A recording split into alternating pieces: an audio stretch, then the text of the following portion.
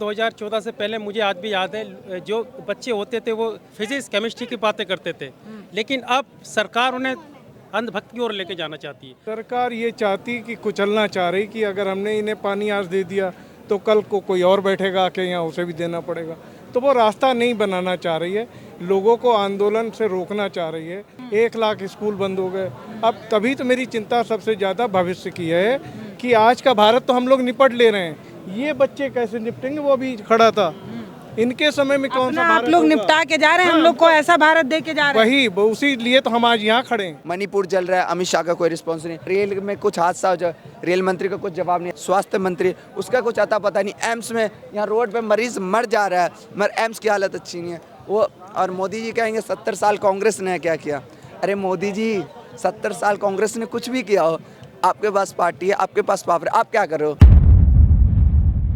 Law क्या कहता है? प्रोटेस्ट करने की आज़ादी तो देता है, लेकिन बेसिक राइट की भी तो आज़ादी देता है। टॉयलेट आप बंद कर दे रहे हैं, आप पानी नहीं आने दे रहे हैं, इन सब पे संविधान। यही तो रीज़न है यहाँ पे आने का, जब भी तो प्रोटेस्ट चल रहा है इस चीज़ के लिए।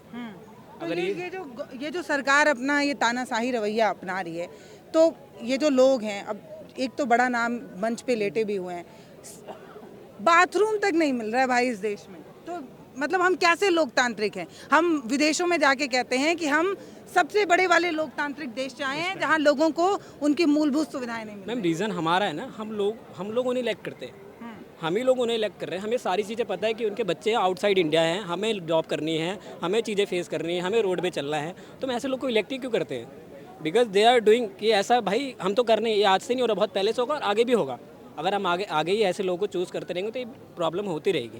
बुके मान लीजिए इनकी कोई पहचान नहीं है, इनकी कोई पहचान नहीं है, इनकी कोई पहचान नहीं है, मेरी भी कोई पहचान नहीं, लेकिन जो मंच पे बैठा है उसकी तो पूरे दुनिया में पहचान है। हमें गवर्नमेंट कुछ भी कर सकती है, उसके पास पावर है, जिसके पास पावर है, इवन एक नॉर्मल इंसान भी अगर उसके पास भी पावर है, कोई भी पार्षद वगैरह, तो वो भी डिक्टेटरशिप कर रहा है, तो गवर्नमेंट है। तो ये ह्यूमन राइट का तो ये हनन है ना, प्रॉपर वायलेशन है ह्यूमन राइट्स का ये। तो इसमें आप लोग एज अ एडवोकेट क्या सपोर्ट कर सकते हैं?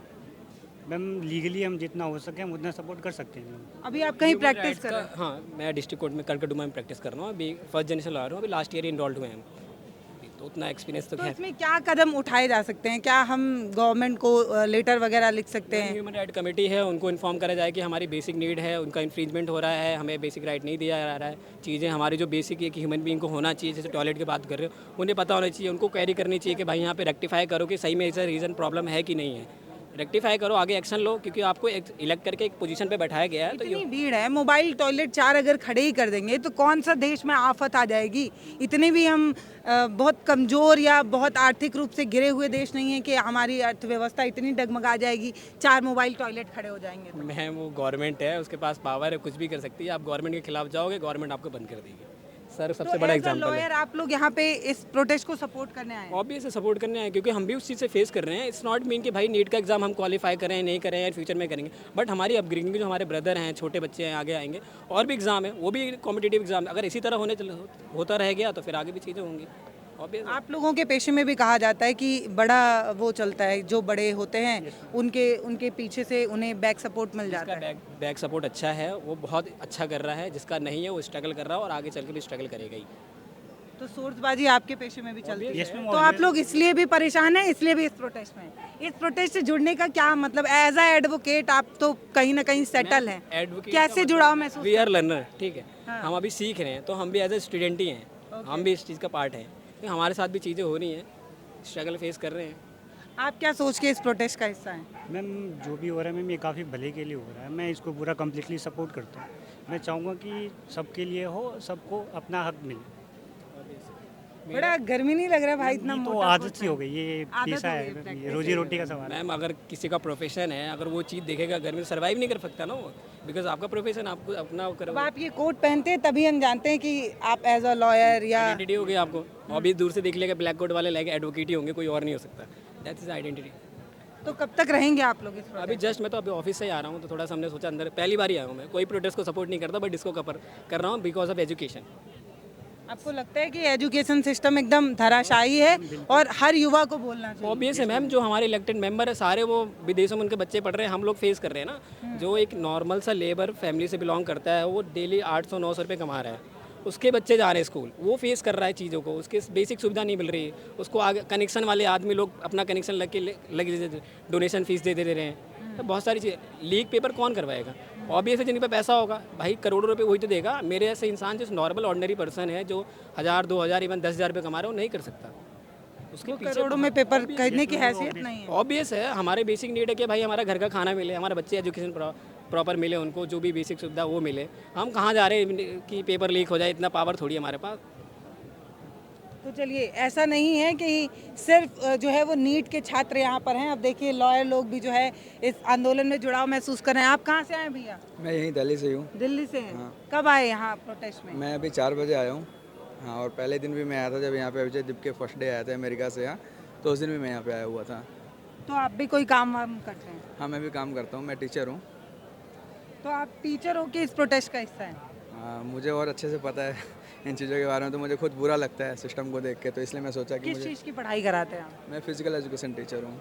तो मैंने देखा है CBSE स्कूलों में, अगर आप प्राइवेट स्कूलों में जाके देखेंगे तो आज के टाइम पे प्रॉपर इंफ्रास्ट्रक्चर्स नहीं है, फिर भी स्कूलों को पता नहीं कैसे एफिलिएशंस मिल जाते हैं।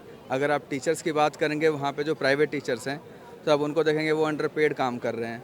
बच्चों को अगर आप देखें तो प्रॉपर वेंटिलेशन नहीं मिल रहा है, स्कूलों में हौच पौच करके हाई फीसेस ली जा रही हैं, प्रॉपर ग्राउंड भी नहीं है। लेकिन एफिलिएशंस CBSE दे रही है, गवर्नमेंट उसको मान्यता प्राप्त कैसे होने दे रही है? तो कहीं ना कहीं ये फेलियर है। बाकी टीचिंग स्टाफ आप देखेंगे, एक टीचर है, उसे 4 सब्जेक्ट पढ़वाए जा रहे हैं, तो आप सोचिए क्या जाएगा अपना, मतलब फ्यूचर कहाँ जाएगा? कम पैसे में ज़्यादा कम पैसे में ज़्यादा काम करा रहे हैं, प्लस बच्चों का फ्यूचर देखिए ना आप। एक टीचर तो पढ़ाएगा, वहाँ अगर प्रेशर है तो बच्चों का क्या होगा? और दूसरी बात, नीट से रिलेटेड अगर मैं करना चाहूँ तो नीट UG में तो ठीक है, आपने देखा पेपर लीक हो गया। इसके बाद 5 साल के बाद जब बच्चा MBBS करता है तो नीट PG में जाता है। नीट PG में जाने के बाद आप टॉक्सिसिटी लेवल देखेंगे ना 3 साल का, जो JRSIP कहते हैं कि डॉक्टर्स की जो JRSIP चलती है 3 साल, वो इतना हेक्टिक शेड्यूल होता है उनका कि वो बेचारे डॉक्टर्स 50-50 घंटे कंटिन्यू काम करते हैं, बिना पानी पिए, बिना खाना खाए, 50 घंटे काम करके 2-4 घंटे रेस्ट मिला वहीं हॉस्पिटल में, फिर उनकी ड्यूटी लग गई 36 घंटे 50 घंटे की। तो वो कैसे अपने आप को मेंटेन कर रहे हैं, कैसे पेशेंट्स को मेंटेन कर रहे हैं? NMC जो मेडिकल काउंसिल है इंडिया की, उसकी कोई गाइडलाइन है ही नहीं ऐसे कि उन पर कुछ काम हो, और अगर कोई गाइडलाइन आते भी है तो वहाँ हॉस्पिटल्स के अंदर फॉलो नहीं होती है। तो अब सुसाइडल केसेस अगर वहाँ पे जाके देखेंगे तो नीट UG से ज़्यादा सुसाइडल केसेस जो है डॉक्टर बनने के बाद, जो रेजिडेंसी MD MS जो करते हैं, PG जो कर रहे हैं, वहाँ पे आपको ज़्यादा ऐसे केसेस मिलेंगे। तो कहीं ना कहीं मैं भी इस सिस्टम से तंग हूँ, मैं इसको बहुत करीब से देख रहा हूँ, PG को भी देख रहा हूँ, स्टूडेंट लाइफ भी देख रहा तो हूँ। ये जो प्रोटेस्ट है वो सिर्फ पेपर लीक का कारण नहीं है, जो सिस्टम से पूरी तरीके से हारा हुआ है, परेशान है, वो सब हाँ, वो सब कुछ इसमें है। और सबसे पहले तो थैंक यू कहना चाहूँगा ये जो मीडिया, सोशल मीडिया, क्योंकि मेन स्ट्रीम मीडिया के बारे में तो आज हम सभी लोग जान चुके हैं कि ऐसे अगर हम मुद्दे उठा भी दिए तो या तो हमें ही उठा लिया जाएगा, या तो फिर वो चैनल इस चीज़ को कट करके दिखाएगा।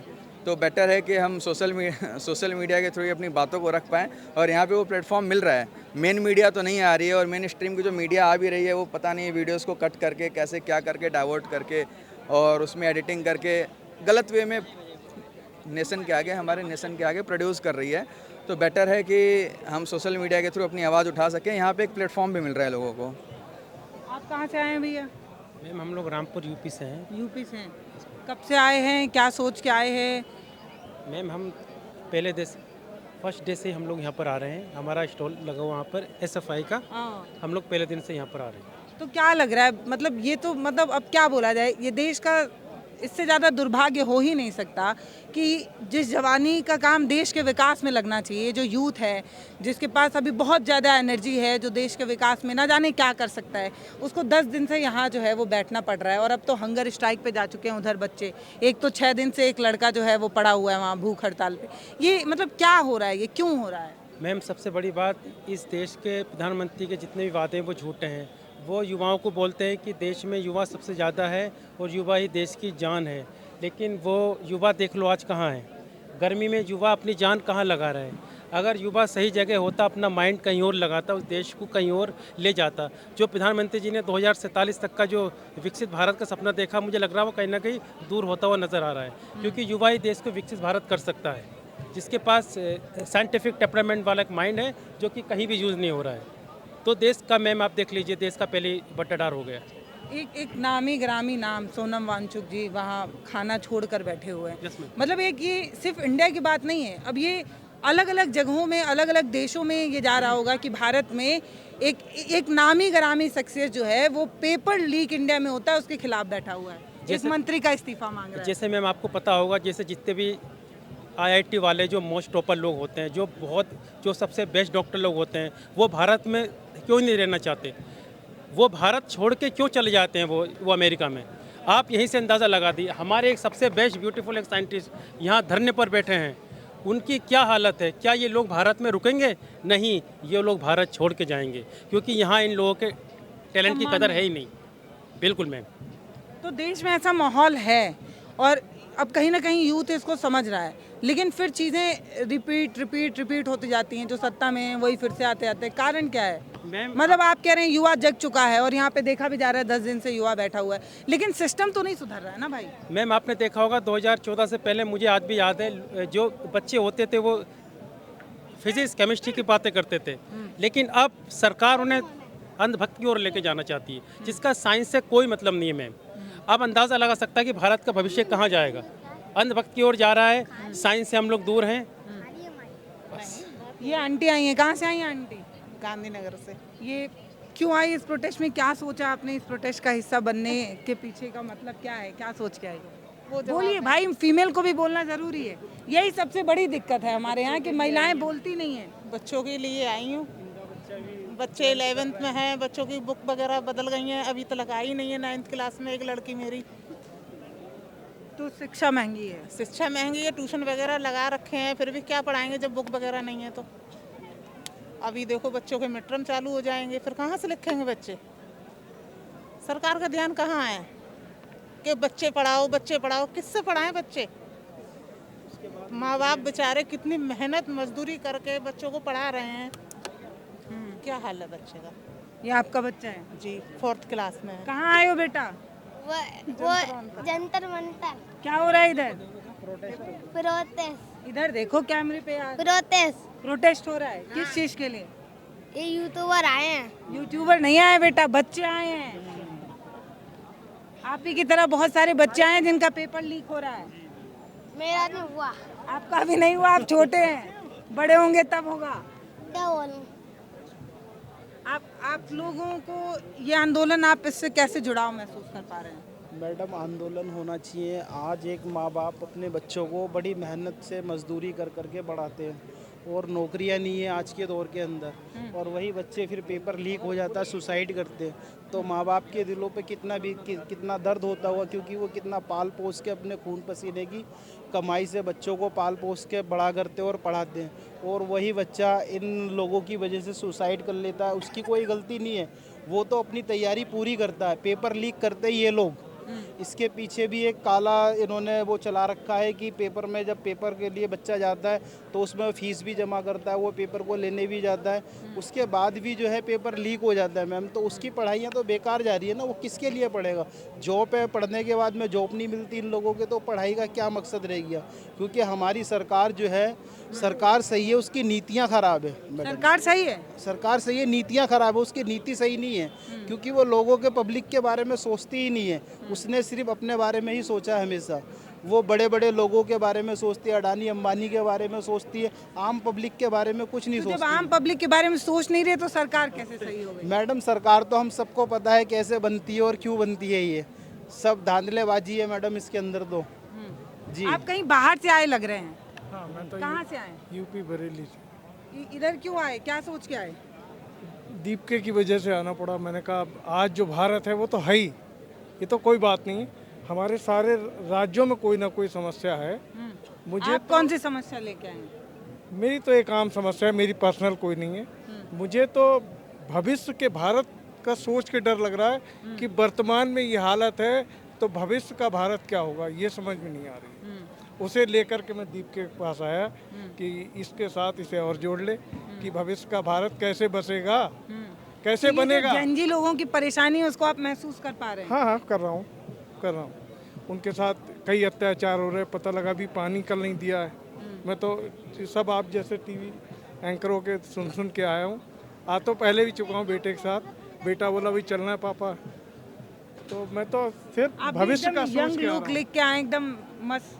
बस साल भर रह गया 60 में होने को। अरे वाह, लग नहीं रहा है इतना आपका एज हो गया है। अब बच्चा अच्छा है, लोग अच्छे हैं हमारे पास, इसलिए। तो ये जो यूथ है जो इस तरीके से 10 दिन होने जा रहा है उनको ये प्रोटेस्ट करते करते, कभी टॉयलेट का पानी बंद हो जाता है, कभी लाइट बंद हो जाता है। अभी वो जो एक नामी गरामी नाम है विश्व में जिनकी पहचान है, वो चाह रहे हैं कि एक मोबाइल टॉयलेट जो है यहाँ पर रखा जाए ताकि साफ़ सुथरी एक बाथरूम की सुविधा जो है वो मिलनी चाहिए, वो नहीं मिल पा रही है।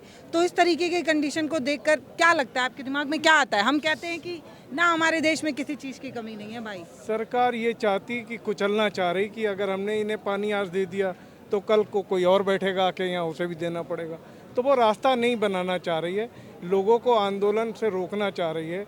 हमारे हकों पे तो वैसे ही अब कुछ रहा तो बचा तो है नहीं। 1 लाख स्कूल बंद हो गए। अब तभी तो मेरी चिंता सबसे ज़्यादा भविष्य की है कि आज का भारत तो हम लोग निपट ले रहे हैं, ये बच्चे कैसे निपटेंगे? वो अभी खड़ा था, इनके समय में कौन सा आप लोग निपटा के जा रहे हैं, हम लोग को ऐसा भारत दे के जा रहे हैं। वही उसी लिए तो हम आज यहाँ खड़े हैं कि ये समस्या इन्हें ना आए, हम लोग लड़ लें। हम लोग तो जाने की तैयारी में हैं, हम आने वालों को बचा रहे हैं कि भाई कम से कम ये बच्चा जो भी गया ये कम से कम सही, इसे दवाई मिल सके, इसे पढ़ाई मिल सके। कमाई मिले ना मिले, 2 चीज़ें तो मिल जाए, पढ़ाई और दवाई। भाई अगर ये बच्चा पढ़ लिख जाएगा, भारत में काम नहीं मिलेगा, ये अमेरिका भाग जाएगा। देखिए एक और भविष्य आपसे पूछेगी। हाँ बिल्कुल, ये हमारा भविष्य है। बहुत हमें तो अफसोस है, अब करें क्या। तो देखिए यहाँ पे बहुत सारे यूथ है, कहाँ से आए हो भाई? मेरा नाम अरमान आलम हुआ, मैं बिहार से हूँ। मेरा पूछना ये है, जो ऊपर सरकार में बैठे हुए आला अधिकारी हैं, ये बार बार जो पेपर रद्द क्यों हो रहे हैं? मैं 2 बार, एक बार बिहार पुलिस के एग्ज़ाम दिया हूँ तो पेपर रद्द हो गए। दूसरी बार मैं SSC GD के दिया, वो भी पेपर रद्द गए। ये बार बार पेपर रद्द क्यों हो रहे हैं? और हम लोग का फ्यूचर इतना, मतलब जो गवर्नमेंट बड़ी वो फ्यूचर हम लोग क्यों ख़राब कर रही है? अगर लोग गवर्नमेंट चला रही सही से नहीं आ रहा है तो वो लोग इस्तीफ़ा दे दे। हम लोग के यूथ का मांग सिर्फ यही है कि धर्मेंद्र प्रधान इस्तीफ़ा दे। पर दे तो नहीं रहे हैं। दे नहीं, उनको देना पड़ेगा। देंगे जरूर। देंगे ज़रूर। हम लोग जब एक साथ सब लोग मिलकर आवाज़ उठाएंगे, उनको इस्तीफ़ा देना ही पड़ेगा। तो और भी युवा हैं, बात तो आपसे हुई है? नहीं हुई है। कहाँ से आए? बिहार से।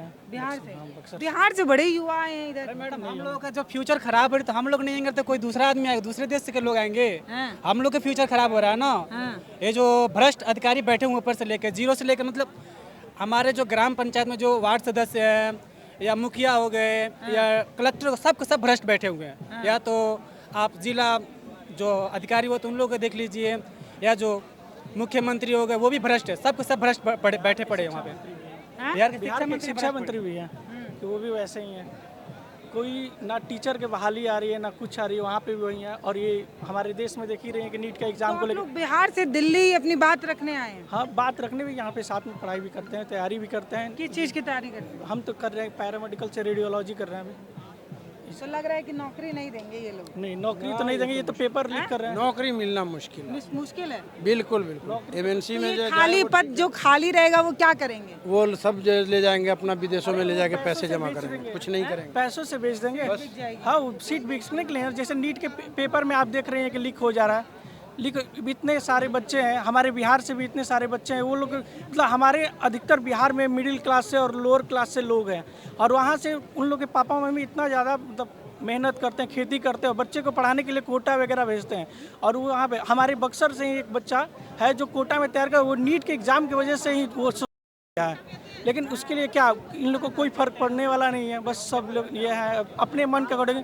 और एक यही नहीं है, हर सेक्टर में है, हर सेक्टर में इस सरकार में।